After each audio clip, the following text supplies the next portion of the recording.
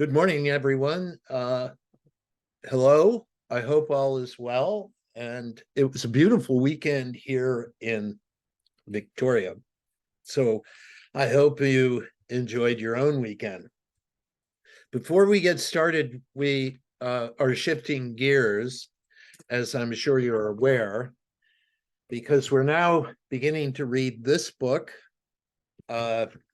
Principles for Building Resilience. It's quite a shift in gears. In the sense that resilience is a new topic for us. It's not an alien topic. It's not unrelated to what we've been talking about. It's quite related to what we've been talking about, but it is a shift of gears. So we will start that in a moment. I wanted to make a few programmatic notes. One is we have an assignment due on the 23rd. So I wanted to remind all of you of that. I'll insert it into an announcement as well so that you're quite aware of what is coming. It's worth 25% of the grade, and I will, today or tomorrow, no later, I'll spell out in further detail what I expect. I expect a critical review, but I need to spell out in clearer terms what that means. So that might come as an announcement today or tomorrow, just 3 or 4 criteria that to which you can refer in order to guide yourself through the task of writing a short essay. So that's one point I wanted to make, May 23rd. Another point, a serious one, and it frustrates me no end, is the syllabus beyond, I would say, week 6 is unreliable. It's inaccurate. So please do not panic. I will take care of that. It will take a little bit of time. I've already done it. I've done it more than once, as a matter of fact. I've revised the syllabus, but for whatever reason, it doesn't seem to make its way into Brightspace, and I'll take responsibility for that. But it is wrong. So I want you to know that I'm going to make it right and publish it anew. So that is my plan. The third point I wanted to make before the readings is I gave the example of neoliberalism in one of the reflections. I think I had a note on neoliberalism as an ideology or a set of ideologies, which I think is the best way to look at it. It's not a single ideology, it's a whole set of ideologies. I just wanted to make a reference to Gary Gerstle, who is a professor at Cambridge University, who just published a book on neoliberalism. If you Google Gerstle, it is, I believe, Gerstle, Gary, you will find it. He's all over YouTube speaking to the book. And I think it's an excellent treatment of the topic. It's quite detailed, but relevant throughout. So take a look if you can. It is one of the primary ideologies shaping our world still. It has taken quite a beating in the last 3 years, but I'm not at all convinced that we're sitting at its funeral. I'm on the contrary, I have the feeling that neoliberalism is not dead. It's still very much with us.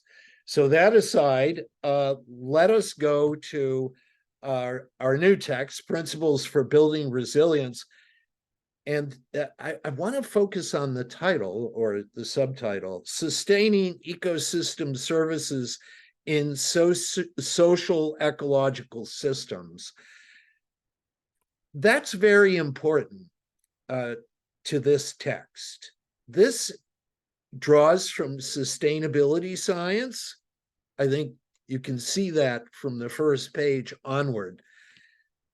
And it also treats this rather interesting notion of ecosystem services.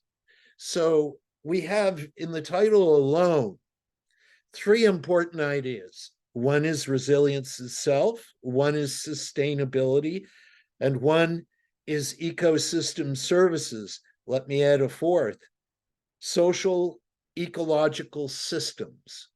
Now, this text, we will soon see, offers an interpretation of each of those ideas. So resilience is interpreted, sustainability is interpreted, ecosystem services, I should say, and social ecological systems. So when I say interpreted, what I mean is the authors spell out a conception of each of these ideas in this chapter, in chapter 1, which is what I'll focus on today. Now, I think you can see, and they keep beating us on the head with this, that resilience is a notion that assumes that, talk about assumptions, assumes that we, human beings, are embedded in the natural world. We're not only embedded in it, we're connected to it in such a way that our own survival depends on it. Now, there's no surprise there, right? Sustainability is a core issue for us for that reason. So in the words of the text itself, on page 1, you can read, the resilience approach views humans as part of the biosphere and assumes that the resulting intertwined social ecological systems behave as complex adaptive systems. Now, there's a fifth concept we need to pay attention to, the notion of a complex adaptive system.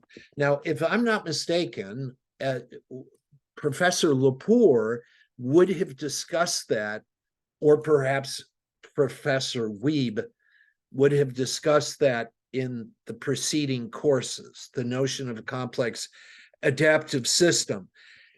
This is a popular theoretical notion nowadays. It has been for some time, and it is featured here. So they will look at the social ecological system as a complex adaptive system. Now, we should ask ourselves right off the bat, what is a complex adaptive system? Now, again, I know you've studied this, so we don't, I hope, need to go through it in great detail. A complex adaptive system, to give it a brief description, is a system that is self-organizing. It has its own inner motive force, right? It develops from within. It adapts. So it has this ability to perceive change in the world in some way and react in such a way that the survivability of the species or of the agent or of the actor is somehow enhanced. There are other properties of a complex adaptive system that we could go into, but I'm not sure I want to spend too much time on it because I know you've seen it before. So perhaps I'll write a note on the CAS, on the complex adaptive system. It's an idea that's worth a serious study, in my view. Now, let me turn for a moment to ecosystems, ecosystem services. I have to admit right off the bat, I have a serious problem with this term, and I'm not quite certain why, and it's not an objection. I don't want you to think that I'm saying, oh, this is incoherent. I'm not saying anything like that. What I'm saying is it's an odd notion. Now, why am I saying it's an odd notion? And feel free to dispute this, you know, in the discussions, in the posts, wherever. You can dispute it if you'd like. But I look at ecosystem services, and it seems to picture nature as a whole, as a kind of service station, right? So what's our relationship to nature? Well, we're going to sustain it so that we can maintain these ecosystem services, parks, lakes, water, air, what have you. I, I just find it rather odd that we're treating the conditions of human existence as services. Now, that's just a reservation. I will park it. When I read the chapter, and I've read beyond, I wondered, I found myself wondering, is this an interesting or intriguing or revealing way to look at nature, to look at the sustainability of natural systems? So there's one question I would leave you with, and I, at this point, have no clear answer to that question myself. So that I want to underscore. They talk about in this chapter the Anthropocene, and I think you all know what that is. The Anthropocene is I hesitate to call it a geological period, but I think we should cast it in those terms. It's the period in which we begin to shape nature. And the chapter talks about it. You have on page 3 those tiny graphs of different types of crises that we face. And on that, I'd like to note, because one crisis that always seems to get left out of the list of crises is the threat of war, the threat of nuclear destruction. I have no idea why that isn't at the top of the list, because it seems to me as if we had this sword of Damocles hanging over our heads at times. We have weapons all over the world. There are all sorts of conflicts and disturbances. So I would just add that to the list. It never seems to make it to the list. Anyhow, so they have their own list of crises. So you can see that resilience is positioned in relation to the environmental crisis writ large, right? So we'll see in indigenous leadership, and I think you know from your own studies, the indigenous relationship to nature stands in contrast, in my view, to this conception of, I hesitate to call it nature, but I'm not quite certain what to call it. It comes out of the wash as ecosystem services. Again, there's something that troubles me about that. So I'll let that hang for now and take a look at some of the assumptions of the resilience approach. Now, on page 5, you will see down near the bottom, and I'll read it.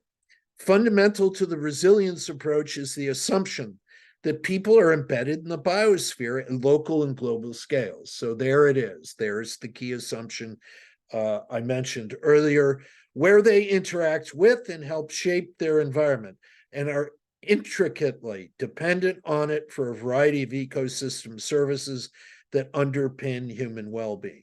There we go. There's the primary assumption. So we're embedded in nature, and resilience has something to do with this relationship to nature, to ecosystem services, to the sustainability of those services, and the survival of the human species.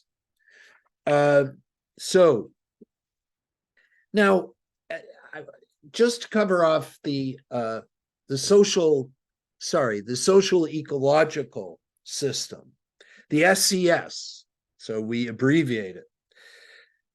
Here's another assumption. The SES are assumed to behave as complex adaptive systems. So this is core. And you have read about complex adaptive systems. I'm going to have something to say about them myself, but I'm going to hold that for now. I find the concept very intriguing, but not altogether clear. So these, I will quote on from page 6, these SES are assumed to behave as complex adaptive systems. That is, they have the capacity to self-organize and adapt based on past experience. Based on past experience. And they are characterized by emergent, which is very important, by emergent and nonlinear behavior and generate substantial and sometimes irreducible uncertainties. True enough. Now, this, you can understand, I believe, a CAS, a complex adaptive system, by reference or in contrast to a machine, right? The thing about machines, and you can describe this in mathematical terms. The thing about a machine is it has components, but you can, from a description of the components, you can determine the future behavior of the machine. So machines are deterministic in that sense. Once you have the input and the machine has certain internal states that affect the input, and you have output, you have a machine, right? And a complex adaptive system, by contrast, it has parts and they're interrelated and they function within a whole, but you cannot, through a description of the parts, the components of the system, determine its future behavior. It's very important to see that. And that's why emergence is a reality, right? In a complex adaptive system, unlike a machine, the parts do not determine the behavior of the system. So inside a complex adaptive system, although you see patterns, there are distinguishable patterns of behavior in a complex adaptive system, it's not the type of system whose adaptations can be determined by a description of its parts. So I hope that's clear enough. I mentioned in one of the reflections that our standard metaphor or metaphorical conception of the organization is that of a machine, where the people inside the machine simply become units of labor. So, and the machine itself is deterministic. So if we just fiddle with those units of labor in the right way, we can predict the outcomes of the machine. Now, that's a rather, I think, crude description of it, but it is very influential in our thinking about organizations, this notion of a machine. And just so, my own encounter with the idea of a complex adaptive system comes from organizational thinking. It's there that I collided with the notion of a complex adaptive system. I think the notion has its origin in biology. When I think of a complex adaptive system, I do not think of cities, municipalities, countries. I don't. I think of turtles, birds. I think of organic systems, organisms, right? Now, organisms adapt, but they adapt under a principle, the principle of natural selection, which Darwin talks about. That's the principle of selection that drives adaptation. The question is, if you consider a CAS to include human beings, then how do you get from the inside of the system to the outside, from the input to the output. In a complex adaptive system, my question is this: is there any deliberation? Now, by deliberation, I mean what you do before you make a decision. Reflections, consideration, deliberation. You deliberate, you talk about it, you investigate it, you check assumptions, you look for evidence to support views or to refute them. This is a very important part of what one does.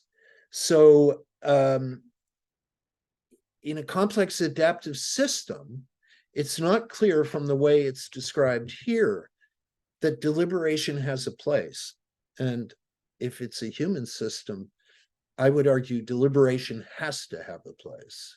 So what I'm suggesting to you, and I just want you to think about it, is that if human beings are involved in a system and you're moving from point A to point B in order to adapt to some change in the environment, if there are humans in the system, they will deliberate. So there's no automaticity to the adaptation. In the case of organisms, there's a change in the environment. There are mutations in the genetic structure of the organism. Depending on those mutations, they're either favored by an environmental change or disfavored, and the organism either moves on or ceases to exist, right? That's how it works with organisms. That was a pretty crude treatment of evolutionary biology, but that's how it works. There is a principle of selection, and it's given. It's not deliberated in an organism. An organism isn't sitting there thinking, gee, the environment just changed and I better adapt. That's not, that is not what is happening. There's no conscious dimension to change, adaptive change, within a complex adaptive system, as described. Whereas if human beings are in a system, I know I'm beating a dead horse here, but if we're in the system, there will be deliberation. We cannot adapt without deliberation. We have frontal lobes and they get in the way of everything. So in any case, that's just by comment on the notion of a complex adaptive system. I'll be talking about it further in other reflections. It's all over this treatment of complex adaptive systems. It's all over this book. So we will be looking at it. Let me turn to the principles, and I'm going to quote, and this is an important preliminary statement that describes, in essence, the content of the rest of the book. We define resilience of ecosystem services as the capacity of SES to continue providing desired sets of ecosystem services in the face of unexpected shocks as well as ongoing change and development. So based on the paper and the work in this book, we identify 7 general principles for enhancing resilience of ecosystem services produced by SES. Now, these services are produced by the SES. It sounds like the SES is generating these services, but I'm not sure that's a clear statement. This again takes me to the issue of the notion of services. Services are served, they're defined, they're established. So in any case, you can see I'm having some trouble with the notion itself. That said, let me mention the 7 principles. 7 general principles for enhancing resilience. Maintain diversity and redundancy is the first. manage connectivity, and we'll be going through all of these, manage slow variables and feedbacks. You'll see in a diagram in this chapter, feedback is very important to the complex adaptive system. It explains how it can adapt. So P3, manage slow variables and feedbacks. P4, foster CAS thinking. We'll talk a lot about CAS thinking. P5, encourage learning and experimentation. P6, broaden participation. P7, promote polycentric governance systems. It's very important, I think, to see resilience as related to the concept of governance. I think that's quite important. Governance comes up here. It's a little bit in the background, but they keep referring to it.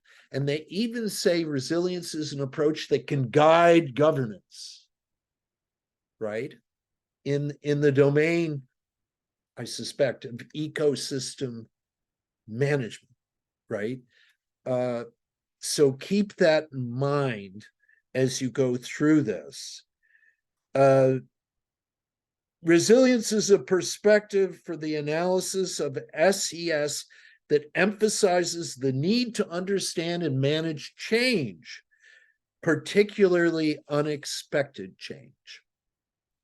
So one thing you should know about a complex adaptive system is they're open to the world. They have to be, otherwise they're not able to adapt. And it's very difficult if you look at organizations with human beings inside them. An awful lot of those are not very open to the world. Bureaucracies tend to have pretty thick walls. So this is another way in which organizations are not well modeled always under the conception of a complex adaptive system. Now, human action shapes ecosystem dynamics from local to global scales, while human societies rely on a wide variety of ecosystem services. I don't think there are any surprises here. Whatever we think of the idea of ecosystem services, it's pretty obvious we depend on them. So on figure 1.2 on page 8, you have a picture of the resilience approach, of the social ecological system, and you can see the feedback loops that I mentioned just a moment ago. So again, the fundamental assumption is that a SES, a social ecological system, is a CAS, a complex adaptive system. The social ecological systems are seen as, this is a quote, are seen as continuously evolving entities with ongoing change arising from social ecological interactions in the system, constrained and shaped by a given social ecological setting. Good. From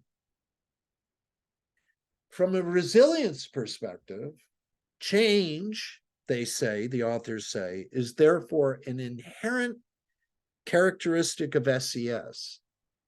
Change. Does that mean the capacity for change? Or does it just mean change? Change is an inherent characteristic? Perhaps. Or is it the capacity for change that's an inherent characteristic? I don't mean to split hairs. So the idea about change, just to fill it out a little bit, shocks, disturbances, and crises are seen as particularly important in opening up opportunities for reorganization. So in other words, change allows the complex adaptive system to reflect on its state in some way and change it, right? So this is how these systems manage to evolve.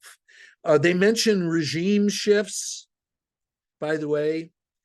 They're large, persistent, and often abrupt changes in the structure and dynamics of an SES. These changes are, and they go into this a little bit, these changes are transformational in nature. So it's not the system surviving as it was. It's not the system retaining the identity that it had. It's the system acquiring through change a new identity. Now, we'll go into that later in the course because we need some clarity on transformation itself. So on ecosystem services, let's define that. They define it on 13 as the benefits people obtain from their interaction with nature. Think about that for a minute. The benefits people obtain from their interaction with nature. Fine. Let us suppose that that defines ecosystem services. I think we have to make that supposition because, in my view, that's not much of a definition. We'll find, however, that they elaborate helpfully on page 13. They distinguish three types of services. I won't go into this at length. You can read it. Provisioning services, regulating services, and cultural services. I'm not altogether convinced that's an exhaustive list, but we can work with it. And it is an elaboration of what was a rather barren definition. So I want to say something about transformational change, just a little bit. I know I'm bouncing around a fair bit. There is a need, the authors say, to better understand how large and substantive change, that is, transformational change, can be brought about. Now, we will, as I just mentioned, throughout this course, attempt to refine the notion of transformational change. You have change of various kinds, incremental change, for example, and then you have transformational change. So that's our core focus, is transformational change. So I would ask you to keep that in mind. There's a diagram on page 14 of social ecological systems. So please take a look. It has the three types of ecosystem services I just mentioned, and over under the title of constituents of well-being, it lists various benefits associated with each service. Now, importantly,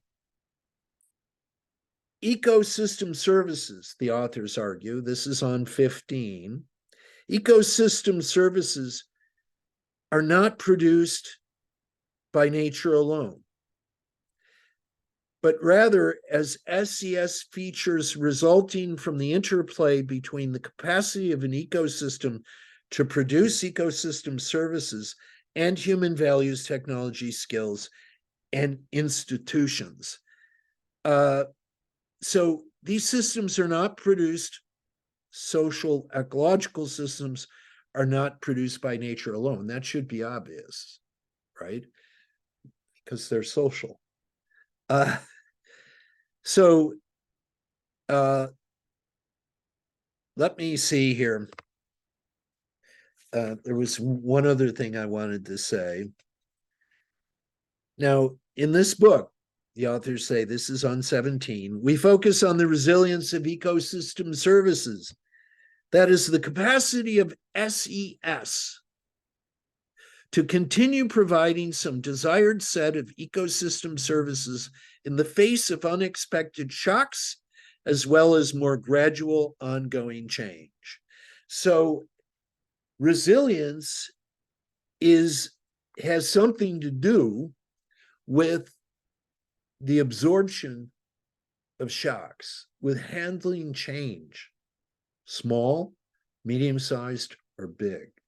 So we'll be looking at the 7 principles to sort out how that works, if it works. Now, before I conclude, I want to turn you to page 21, the definition of key concepts. Please take a look at those. They're, I think, very important. Each principle, the principles I referred to earlier, is defined here. So I think it's a useful table. I wanted to say one last thing, if I may. Where was it? I'm trying to find where it is.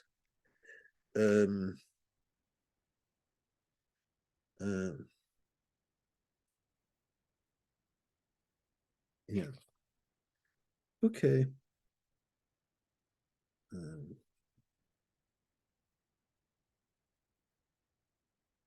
Oh, I'll just finish it there, I guess. I wanted to say, I'm sorry. I wanted to say, I think I've read everything out that I wanted to read. So I think I'm good there. So jump in, take a look at this chapter, and give it your best. It will, it is an introduction to the concept. So there's not much here that we can bite into. It's preliminary in nature. So they're just setting the stage for the discussion of the principles to come. So with that said, I'll conclude this little broadcast. Thanks for your attention. Bye.